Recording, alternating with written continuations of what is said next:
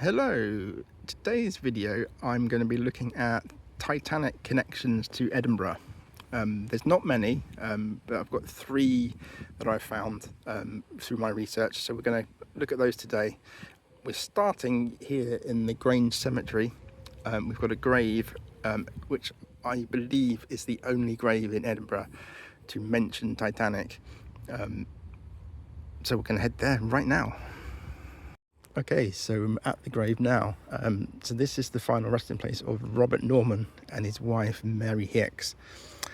Now neither of them were on the Titanic, but their son was. He is actually buried in Halifax, Nova Scotia, but the grave, as I'll read to you now, does mention the Titanic. Okay, so let's have a read now. Yes, so we've got Robert Norman, Mary Hicks, and then underneath it says, Robert Douglas Norman, elder son of the above, drowned in the Titanic disaster, April 1912, aged 27, interred in Halifax, Nova Scotia.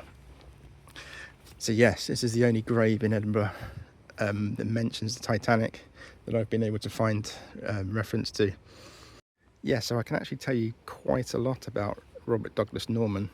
There's quite detailed accounts online on the Titanic website. So he was born in Edinburgh in 1884, and he was a civil engineer by trade.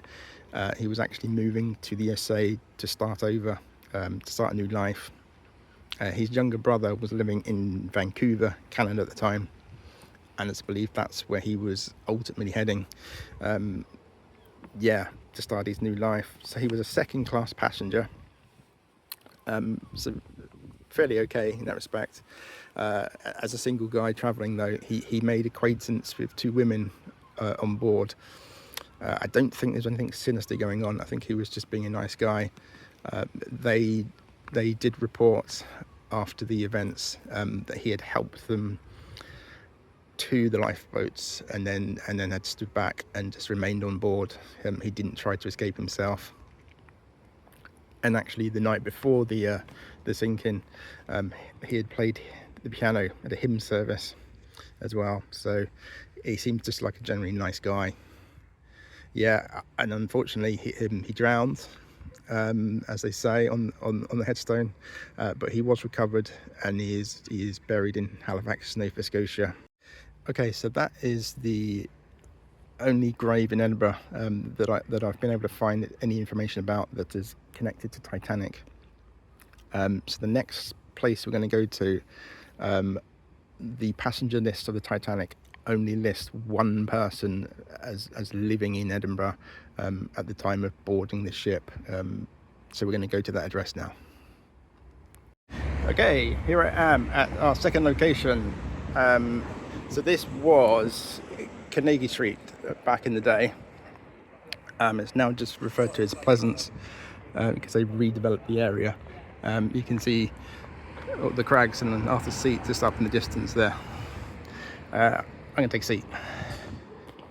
Yes, so 41 Carnegie Street was the given address for one of the third class passengers, Simon Kutcher, although he did sign onto the boat under the name Simon Lithman for some reason. I think he was trying to reinvent himself when he arrived in America, or it was going to be easier for immigration when he got there if he used a different name.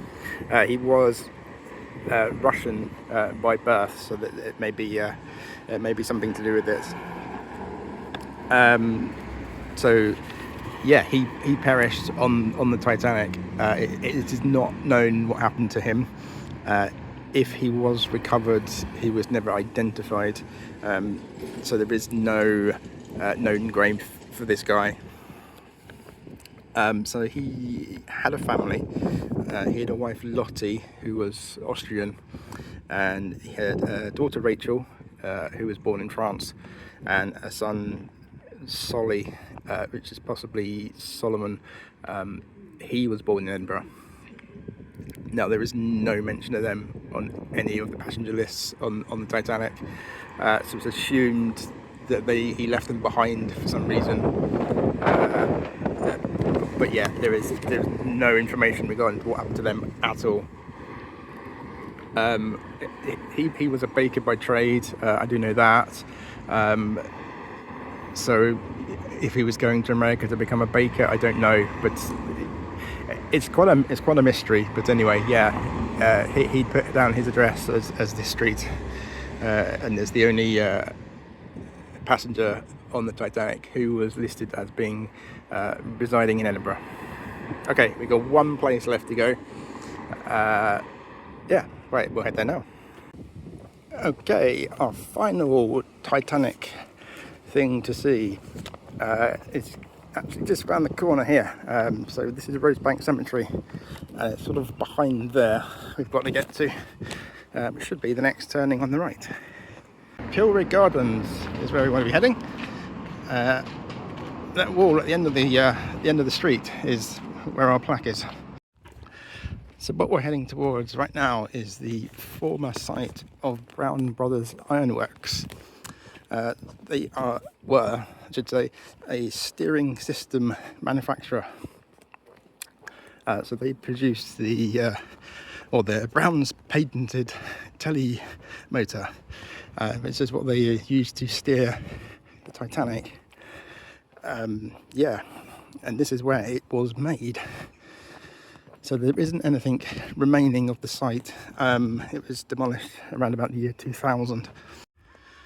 So it's quite unfortunate, really, that they don't tell you the story or anything about the Titanic while you're here. This is the plaque. There was no blurb explaining it or anything, even about the company. I think that's a bit of a shame, especially when you consider when you see images of the Titanic now at the bottom of the ocean.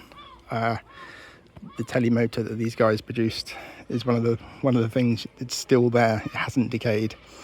Yeah, it's a shame. But anyway, there we go. Right, well that's all the Titanic stuff in Edinburgh. The grave, the house, and the ironworks. Okay, bye.